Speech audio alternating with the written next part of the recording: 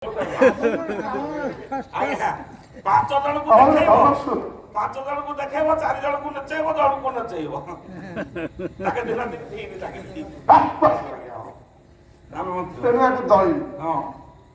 ଦଳି ସାଇଲେ ଆଜ୍ଞା ଚଖେଇ ସୁନ ମରିଚକୁ ଦେଇ ଚଖାଇ ଜାଣିଲେ ପୁତ୍ର କି ଦୁହିତା ନାରୀ ଗର୍ଭେ ଅଛି ର ଚଖେଇବେ କେମିତି ନା ଜିଭ ଉପରେ ଥୋଇବେ, ସବୁ ଖାଇବେନି ମ ଜିଭ ଉପରେ ଖାଲି ଥୋଇବେ, ଦଳି ଦେଇଥିବେ ଥୋଇବେ। ଆଚ୍ଛା କେମିତି ଜାଣିବା ପୁତ୍ର କି ଦୁହିତା କଣ? ହେଲା ମିଠାରେ କୁମାର ଖଟାରେ କୁମାରୀ ଭିତରେ ଯାମଳା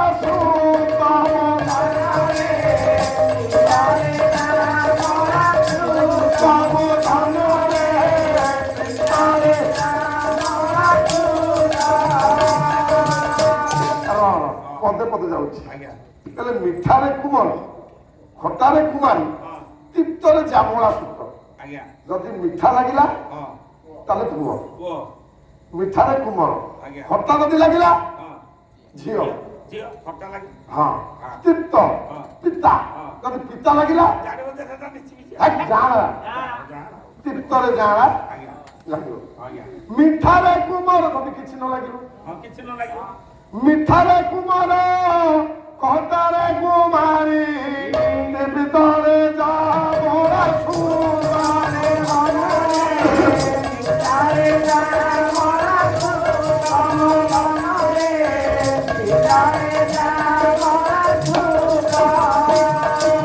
ଆଜି କିଛି ନ ଲାଗିଲେ ପୁତ୍ର କନ୍ୟା ହେଲେ, ଲାଗିଲେ ପୁତ୍ର କନ୍ୟା ହେଲେ ବାପା ହୋଇବ ସେ ଗର୍ଭ ପାପ ହୋଇବ ସେ ଯଦି କିଛି ନ ଲାଗିଲା ପୁଅ ହଉ ବା ଝିଅ ହଉ ସେ ମଲା ପିଲା। ଆଜ୍ଞା ସେ କିଛି କିଛି ହେଲା ଆଉ এটা কোন সময়ে ଯଦି କିଛି ଆଜ୍ଞା কোন সময় কেতে মাস କେତେ ମାସ? ଆଉ ଗୋଟିଏ 2ଟା ମାସରେ ହେଇଯିବ। ଗୋଟେ 2ଟା ମାସରେ ଜାଣିପାରିବେ। 10 ମାସ 10 ଦିନରେ ତ ପିଲା ଛୁଆ ଜନ୍ମ ହୁଅନ୍ତି। 7 ମାସରୁ 9 ମାସ ଭିତରେ ତାକୁ ଚଖେଇବେ, ସେଇ ଟାଇମଟା ଆପଣ ଜାଣିପାରିବେ। ଆଉ କଣ ଆଗରୁ ଚଖେଇବେ ସେଟା ତ କିଛି ନଥିବ, ସେ କେମିତି ଜାଣିବେ? ଯଦି ନୁଣିଆ ଲାଗିଲେ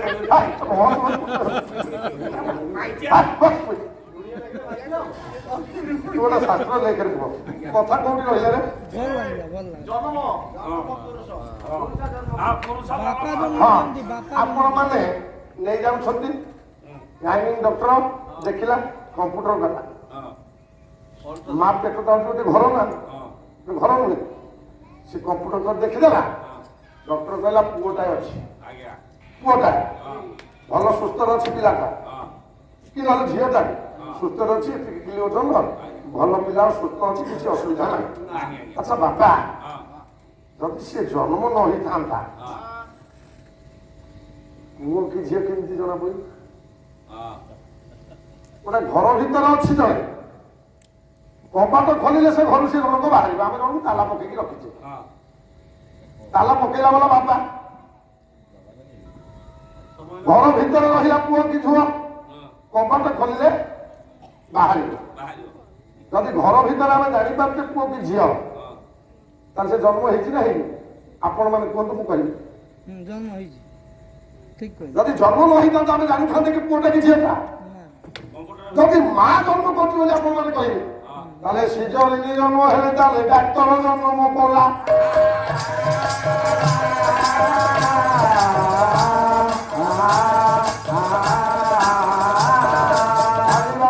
କହୁଥିଲେ ଓଡିଆ ଅସୁବିଧା ଭଲା, ଯଦି ସିଜରିଂ ହେଲା ତାହେଲେ କହିବା ସେଟା ଡାକ୍ତର ଛୁଆ ନା ମା ରଙ୍ଗ ନା ବା ରଙ୍ଗ, ଠିକ ନା ଭୁଲ? ଆଜ୍ଞା ନା, ପିଲା ତ ଜନ୍ମ ନେଇଯାଇଛି, ଜନ୍ମ ଦେଲା କିଏ ନା ବାପା। ଆଉ ଟିକେ ଆପଣଙ୍କୁ ପୁରା ଖାଣ୍ଟି ପ୍ରମାଣ ଦେଇ ଦଉଛି, ପିଲାଟା ଜନ୍ମ ହେବା ସମୟ ହେଲେ ଆମେ ରହୁଛେ କୋଉଠି? ଆପଣ ମାନେ କୁହନ୍ତୁ, ମୁଁ 50-53 ବର୍ଷ ଚୁପ୍ ହେଇକି ବସିବ। ମା ଯନ୍ତ୍ରଣା ପାଇଲା, ଆମେ କଣ କରୁଛେ? ମେଡିକାଲ ନବା, ଆଚ୍ଛା ମେଡିକାଲ ନେଲେ କୋଉ ୱାର୍ଡରେ ଆଡମିସନ କରୁଛନ୍ତି ନେଇକି ତାକୁ ପ୍ରସୂତି ଆଁ ପ୍ରସୂତି ଫିମେଲ କଣ ଫିମେଲ ୱାର୍ଡ ଫିମେଲ ୱାର୍ଡ ଅଲଗା ସେଟା ଜ୍ୱର ରୋଗ ବ୍ୟାଧିର ଫିମେଲ ୱାର୍ଡ ଅଲଗା ଓଡ଼ିଆ କଣ ପ୍ରସୂତି କାହିଁ ଜନ୍ମ ଭବନ ଏ ବିଜ୍ଞାନ ଲେଖିଲା ତ ନାହିଁ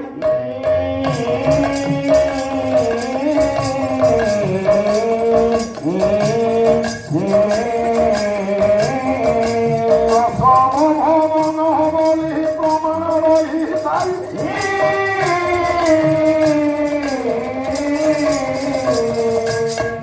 ଜନ୍ମ ଭବନ ତ ଲେଖା ହେଲାନି ମା ତ ଯଦି ମା ଜନ୍ମ କରୁଛି ଜନ୍ମ କରିବାକୁ ଯାଉଛି ଜନ୍ମ ଭବନ ଲେଖିବା କଥା ନା ସାଇନ୍ସ ଜାଣିଛି ଜନ୍ମ ସେ ହେଇସାରିଛି ମା ଆସିବ ଏଠିକି ପ୍ରସବ କରିବାକୁ ଗଲେ ପ୍ରସ୍ତୁତି ହବ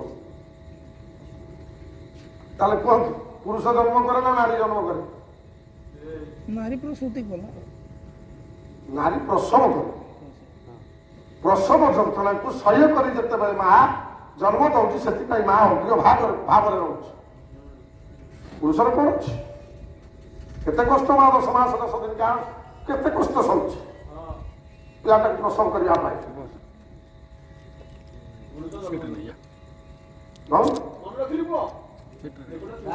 ଆଚ୍ଛା କଣ କି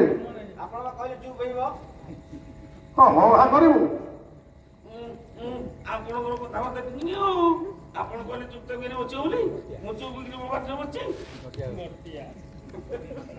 ଆପଣଙ୍କର କଥା ତ ଫଟୋ ଫଟିଆ ବାହାରି କରିଦେବି